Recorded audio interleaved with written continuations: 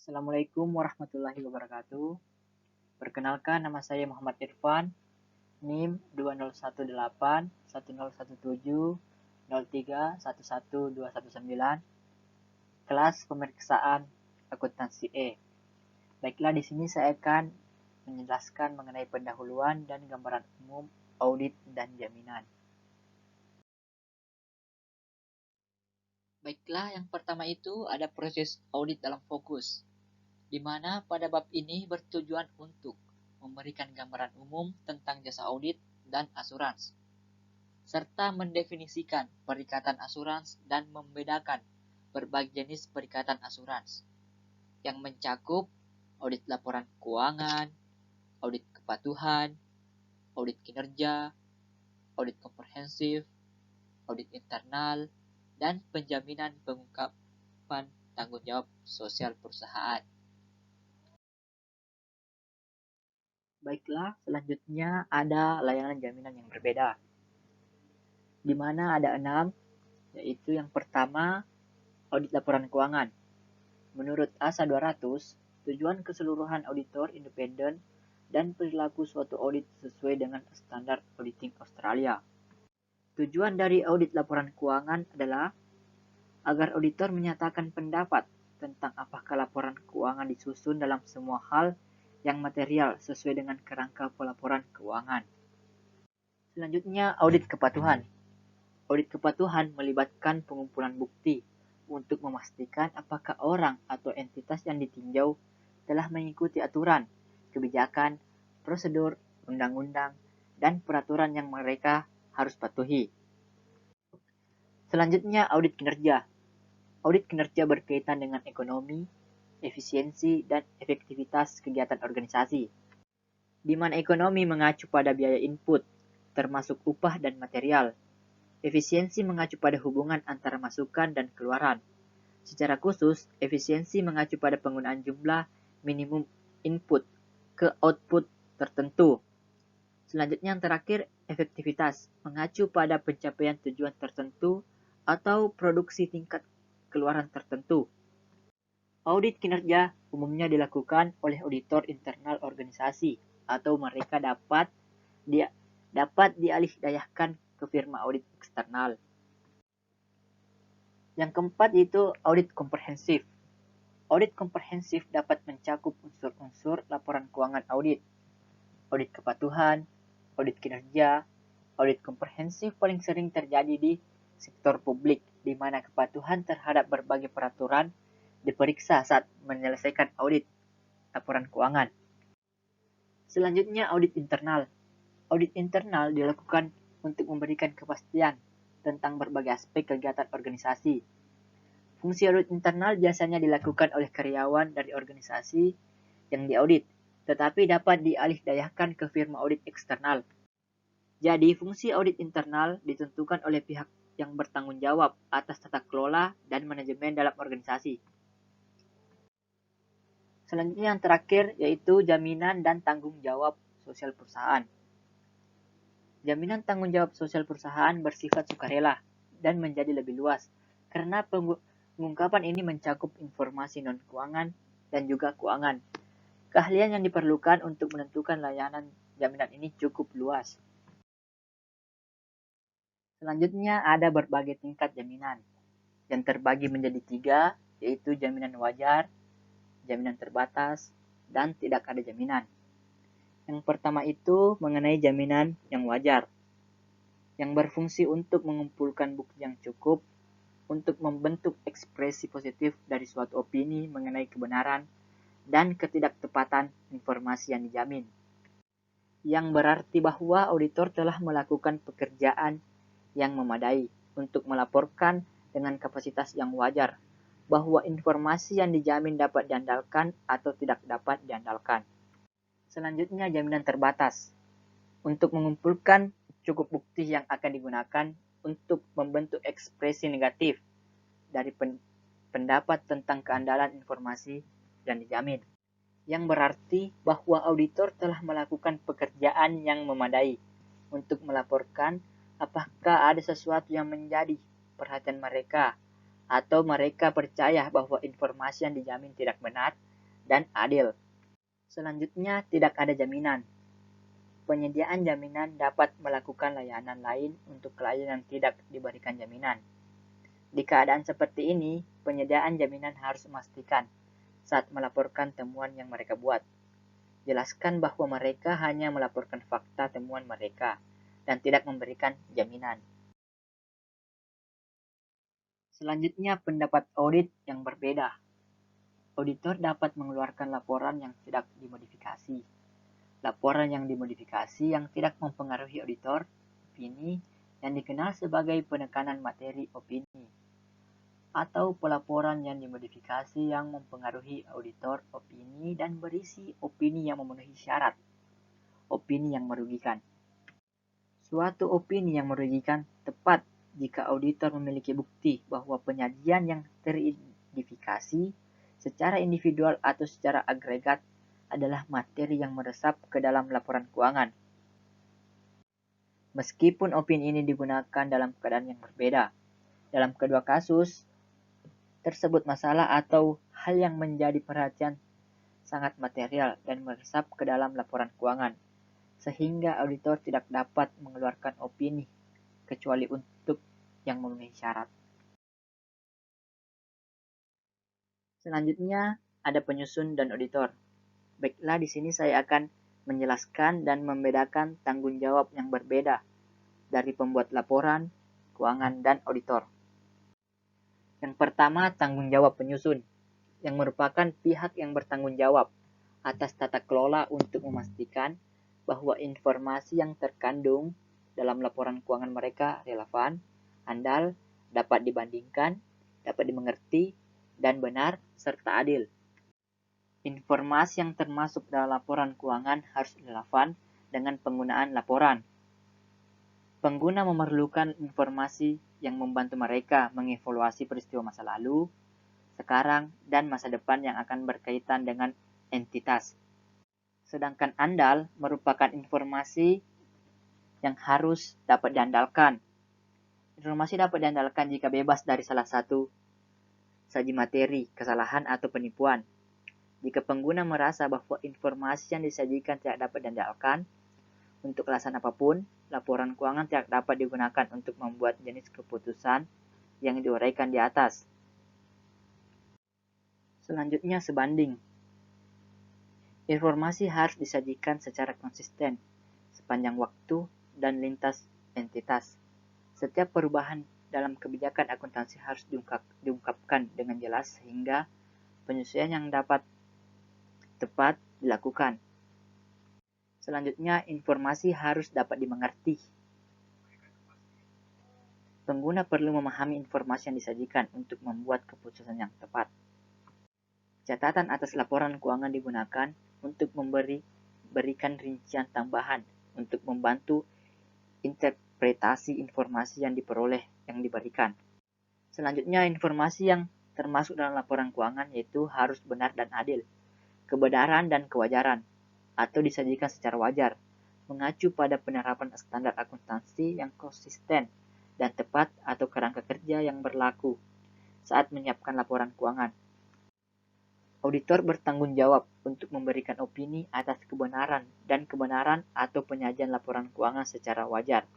Dengan demikian, auditor akan menilai kebijakan akuntansi yang dipilih oleh pihak yang bertanggung jawab atas tata kelola entitas. Selanjutnya, tanggung jawab auditor. Saat melaksanakan audit, auditor harus menggunakan espektisme profesional, pertimbangan profesional, dan kehati-hatian. Espektisme profesional merupakan sikap yang dianut oleh auditor dalam melaksanakan audit. Ini berarti bahwa auditor tetap independen terhadap entitas, manajemen, dan stafnya saat menyelesaikan pekerjaan audit. Selanjutnya, penilaian informasional. Pertimbangan profesional berkaitan dengan tingkat keahlian, pengetahuan, dan pelatihan yang digunakan auditor saat melakukan audit. Auditor harus menggunakan penilaian mereka melalui audit. Misalnya, auditor harus menentukan keandalan sumber informasi dan memutuskan kecukupan dan kesesuaian bukti yang dikumpulkan, prosedur yang akan digunakan dalam pengujian, dan ukuran sampel yang tepat. Selanjutnya berhati-hatilah, karena mengacu pada kerajinan saat melakukan audit, menerapkan standar teknis dan yang didukung undang-undang, dan mendokumentasikan setiap tahap proses audit. Selanjutnya penyediaan jaminan. Jasa jaminan disediakan oleh akuntan dan firma konsultan lainnya. Kantor akuntan bukan satu-satunya penyedia layanan jaminan. Sejumlah perusahaan konsultan memberikan layanan jaminan, terutama pengungkapan tanggung jawab sosial perusahaan, termasuk beberapa kombinasi pengungkapan lingkungan, emisi karbon, keterlibatan masyarakat, kegiatan amal, dan kesejahteraan karyawan. Perusahaan konsultan mempekerjakan staf dengan berbagai keahlian termasuk insinyur, akuntan, sosiolog, ilmuwan, dan ekonomi. Selanjutnya permintaan jasa audit dan asuransi. Yang pertama itu mengenai penggunaan laporan keuangan.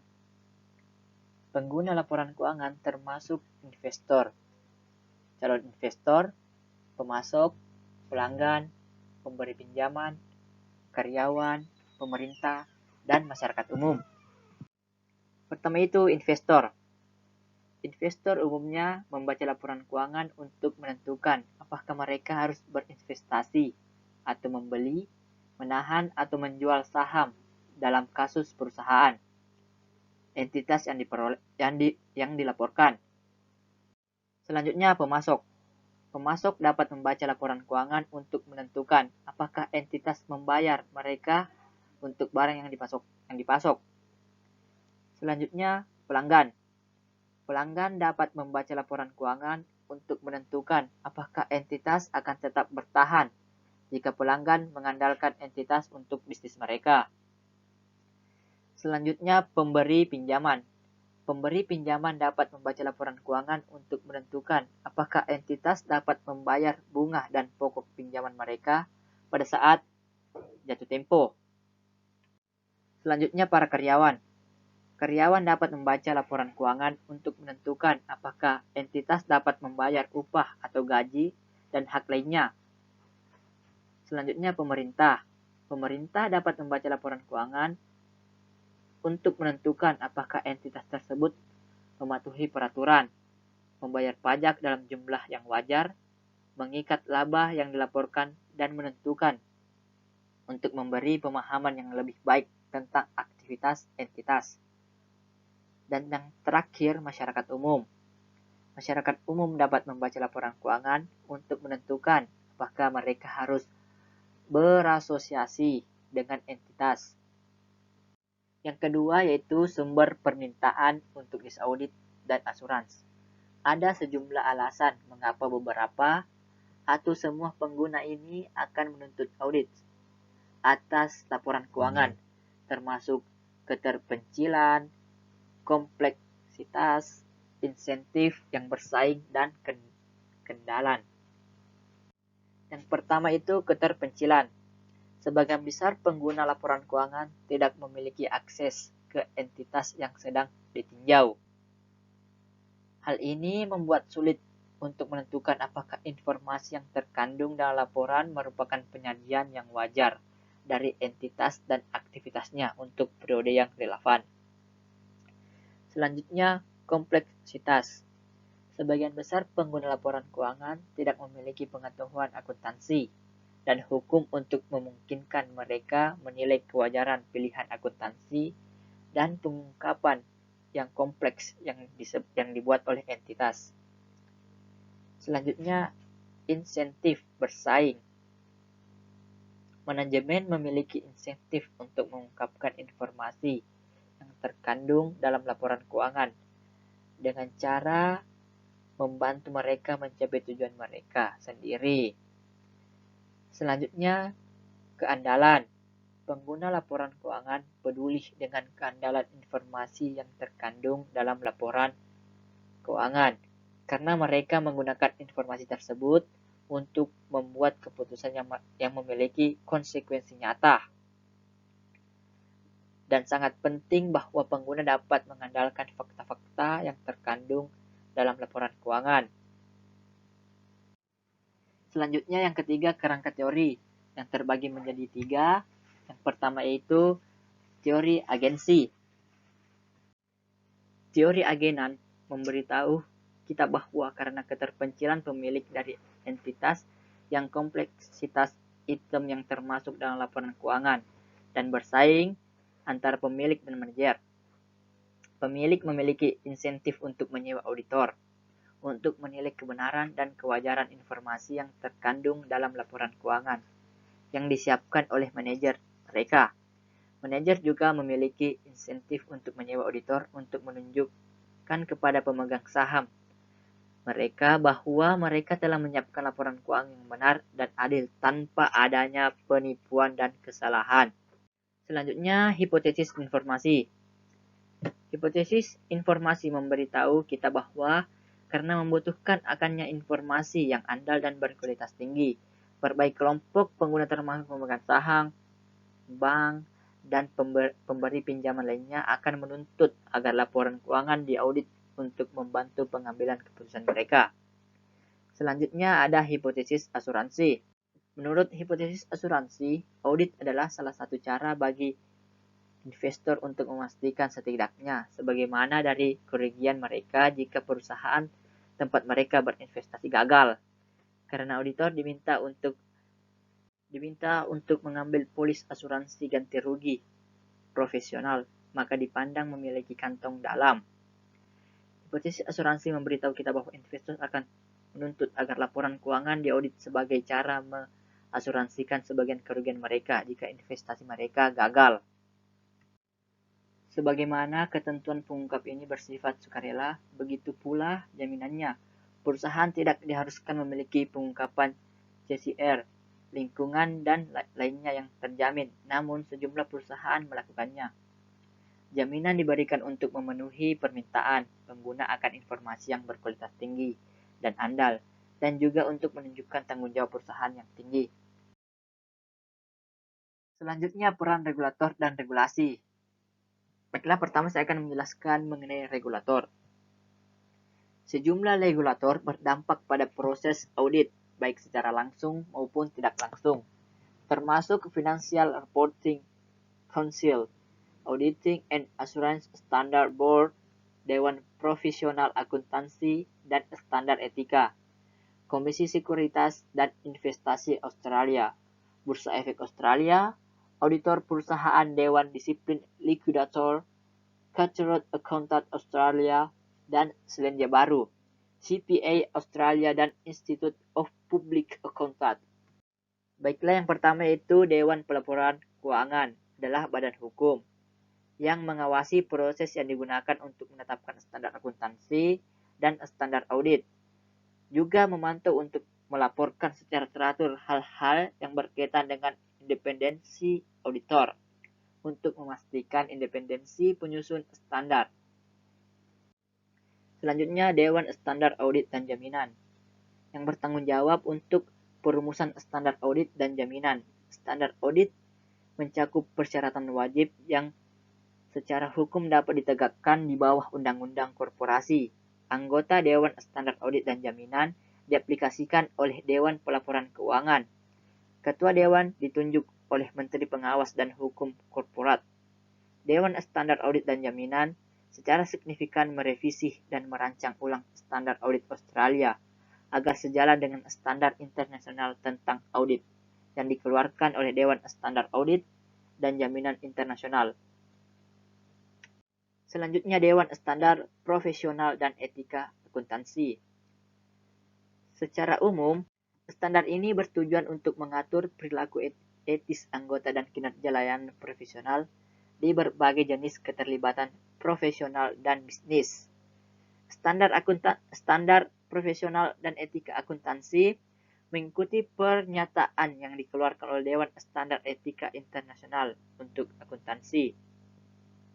Sebagai dasar untuk standar profesional dan etika yang dipilih, dan dengan melakukan hal ini berusaha untuk menjaga kesesuaian standarnya dengan standar etika internasional untuk akuntan.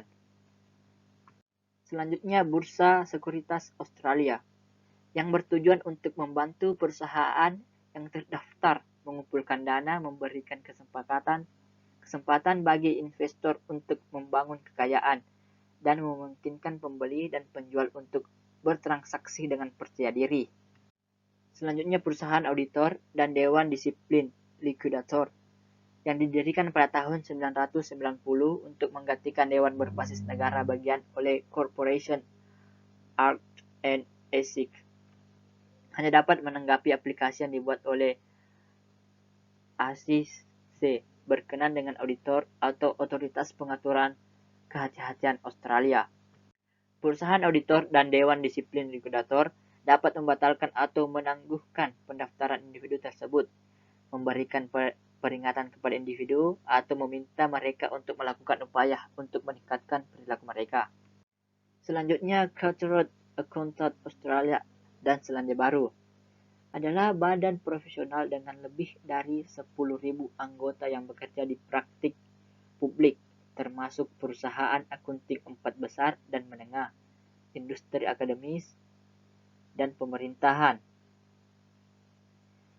Chartered Accountant Australia dan Selandia Baru ini dibentuk pada tahun 2014 setelah penggabungan dari Institute of Chartered of Accountants Australia dan New Zealand.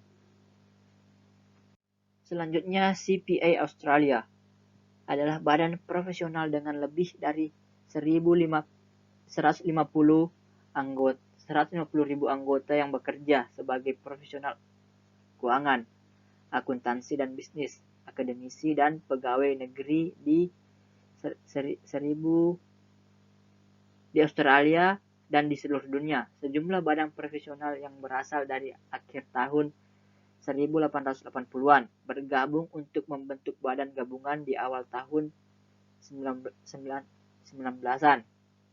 Berbagai versi dari badan profesional tersebut beroperasi di bawah berbagai nama sebelum menjadi CPA Australia pada tahun 2020.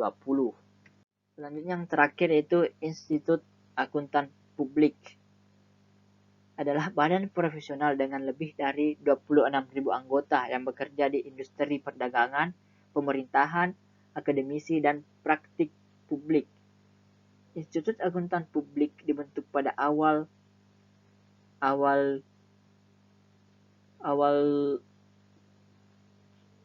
yang disetujui harus menyelesaikan 4 unit dan 3 tahun pengalaman kerja dibimbing.